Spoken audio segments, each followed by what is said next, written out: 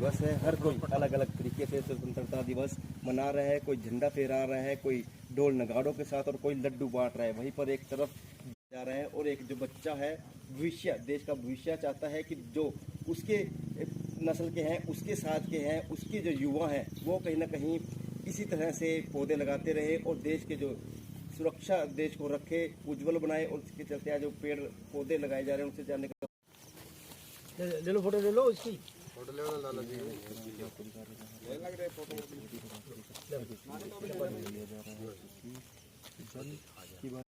हाथ में उठा लेगा तब पानी। ये देखो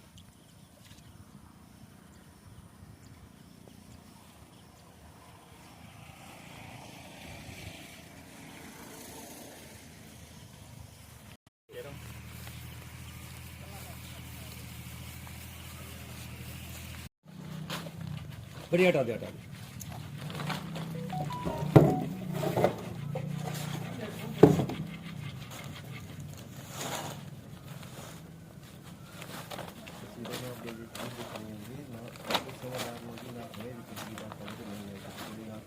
हम सारा साल 30 एकड़ में ये जीवामृत और गनामृत ये सूखे रूप में है और ये लिक्विड के रूप में है। इसको स्प्रे भी कर सकते हैं हम, जैसे सब्जियां भाई को जो पैदा करके किसान भाई इसको स्प्रे के रूप में भी कर सकते हैं। इस साथ में जब हम एक ये जीवामृत या घनामृत गिरेंगे तो 70% कम पानी की जरूरत पड़ेगी, पानी की भी बचत होगी इसमें।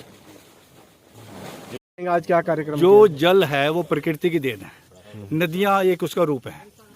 जितनी भी नदियाँ थी, जो हमारी सभ्यता थी पुरानी, तो वो नदियों के इर्द गिर्द ही पनपी थी। उसके पीछे कारण क्या था? पीने के लिए जल मिल गया था उनको, सिंचाई के लिए, खेती की सिंचाई के लिए वो जल मिल गया था, और जो पेड़ पौधे या वहाँ पे भाई फ्रूटदार फल लगे, फल वाले पेड़ लगे, उनसे फल मिल गया था। तो उनको कुछ ज़्यादा करना नहीं पड़ा था और ऑटोमेटिक ही सारा सिस्टम चल रहा था। तो आपकी किस सामाजिक सेवा संस्था की तरफ से कार्यक्रम? ऐसा है, मेरा उद्देश्य क्या है, हमने उसका दोहन इतना ज़्यादा कर दिया पानी का, उसको इतना दूषित कर दिया, ना पानी पीने के लायक रहा, ना ऊपर का पानी पीने के लायक है। जो नीचे अंडरग्राउंड वाटर है उसको भी पीने के लायक नहीं रहा। जो ऊपर का पानी है, जो हमारा नदियों के अंदर जल है, उसमें इतना केमिकल घुल चुका है, वो इंसान के लिए क्या, वो जानवर के लिए भी पीने के काबिल नहीं रहा। जो उसके अंदर मछलियाँ हैं, उनको ऑक्सीजन नहीं मिलती आज, उनका जीवन भी खतरे में है। तो कैसे सुधारा जाएगा? सुधारा तो जब हम सभी लगेंगे तभी काम ये होगा। हम देखते हैं गंगा में हर की पौड़ी के ऊपर लाखों आदमी स्नान कर रहे। कभी वो चरणामृत था, वो हम उसको चरणामृत को, जो भी हमारा फंक्शन होता था, सबसे पहले गंगा जल को लेते थे। आज वो पीने के काबिल तो क्या, नहाने के काबिल नहीं रहा। उसको अगर दूषित किया तो हमने किया।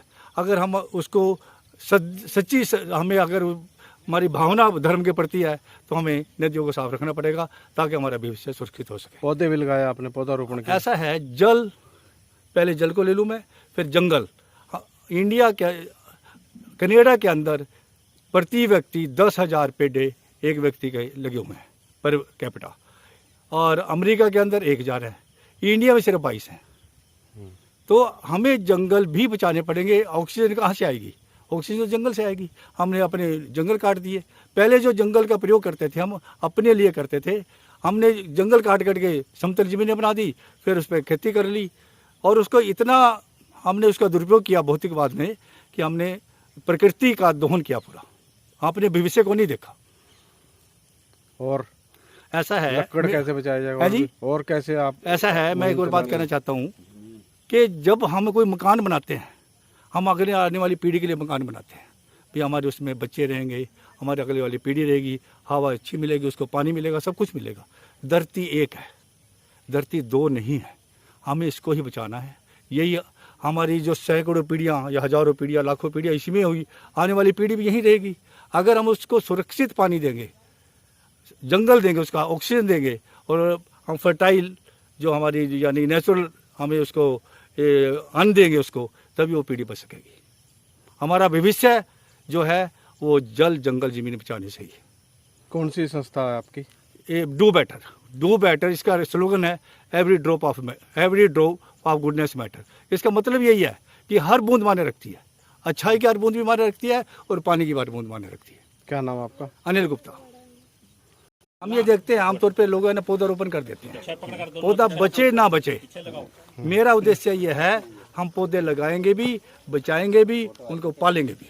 मैंने लगभग 1500 पेड़ परासर गौशाला है यहाँ पे काछुए के पास, उसमें लगवाए हैं।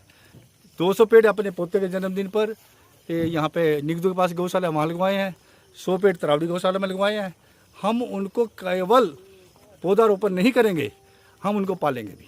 जो पौधा खराब हो जाएगा उसको रिप्लेस करेंगे। भाई खाली फॉर्मेलिटी नहीं है। अगर हमने अपना जीवन सुरक्षित करना है तो जंगल लगाना पड़ेगा। गाय के गोबर की लकड़ी बनाकर भी देने की बात ऐसा है, उसके पीछे क्या बात है, हमें ये कि एक संस्था है शाबाद मार्कंडा में जो अनकलीम रोड जी का संस्कार करती है।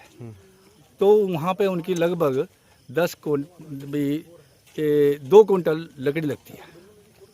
तो हमने क्या भाई 1 कुंटल तो लकड़ी लगाओ और 1 कुंटल गाय के गोबर का डंडा बनता है लकड़ी जैसा ही, 1 कुंटल वो बनाओ, वो यूज करो। कितना तो मैंने 25 कुंटल हर महीना वो मैं दूंगा उसको, और संस्था को दूंगा। एक तो संस्था की हेल्प हो जाएगी, एक हमारे जो पेड़ है वो कटने से बचेंगे। तो ये किस प्रकार से खाद तैयार होती है नेचुरल? ये देसी गाय का जो गोमूत्र है और गोबर, और साथ में उसमें 1 किलो बेसन, 2 किलो गुड़ और एक पेड़ के नीचे की जो मिट्टी है, जो पेड़ जिसमें कभी केमिकल यूज नहीं किया गया हो, उसको 5 चीज़ों को हम इसमें 200 लीटर पानी में 7 दिन तक सुबह शाम मिलाते हैं। फिर ये तैयार हो जाता है। और 1 एकड़ में अगर हम 200 लीटर इसको हर महीने डालें तो 3 महीने की जो फसल है वो 3 बार डालना पड़ेगा। उसमें कोई यूरिया, कोई डीएपी, कुछ भी हमें खाद की जरूरत नहीं है। ये पूरे जीवाणु इसमें इतनी मात्रा में करोड़ों जीवाणु पैदा हो जाएंगे जो ज़मीन को बुरबुरी बना देंगे। उसमें नीचे से केंचुए जो सारे तत्व हैं वो ज़मीन के अंदर ही हैं। फायदा क्या होता है इस खाद इससे हमें केमिकल जो हमें जहर हमें कैंसर पैदा कर रहे हैं, बीमारियां पैदा कर रहे हैं, उनसे इसी से बचा जा सकता है। तो फसलें इसी से उत्पादन बिल्कुल। और देसी गाय से ही ये तैयार होता है। देसी गाय का जो गोबर है वो इसमें जीवामृत इसका रूप। अंग्रेजी खाद डालने की जरूरत नहीं पड़ती। कोई अंग्रेजी गाय का भी गोबर की भी जरूरत नहीं है, भैंस के की भी। सिर्फ देसी गाय में ये गुण है कि उसके गोबर में जीवाणु है वो जो इसको कई गुना मात्रा में। देसी गाय के गोबर में कई करोड़ जीवाणु हैं, और ये जो घनामृत है या जीवामृत है ये उसको और ज़्यादा बना देता है। और हमारा उद्देश्य है कि इसमें 0 बजट खेती भी कहते हैं।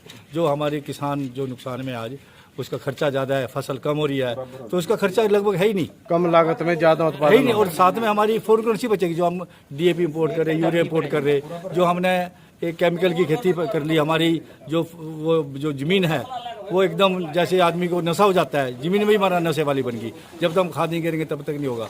या आप ये देखो यहाँ पे कितना क्या नाम ये हमारी फसल पैदा हो रही है, इससे 1.5 गुनी फसल पैदा होगी। और ज़मीन के अंदर जो नेचुरल कंटेंट हैं वो दोबारा पैदा हो जाएंगे। हमें ज़मीन को नेचुरल बनाना पड़ेगा, प्राकृतिक खेती पे जाना पड़ेगा, और तभी हमें जो पौष्टिक आहार मिलेगा जो हमारे पहले था। और एक से हम सारा साल 30 एकड़ में ये जीवामृत और घनामृत ये सूखे रूप में है और ये लिक्विड के रूप में है। इसको स्प्रे भी कर सकते हैं हम, जैसे सब्जियां भाई को जो पैदा करके किसान भाई इसको स्प्रे के रूप में भी कर सकते हैं। इस साथ में जब हम एक ये जीवामृत या घनामृत गिरेंगे तो 70% कम पानी की जरूरत पड़ेगी। पानी की भी बचत होगी इसमें।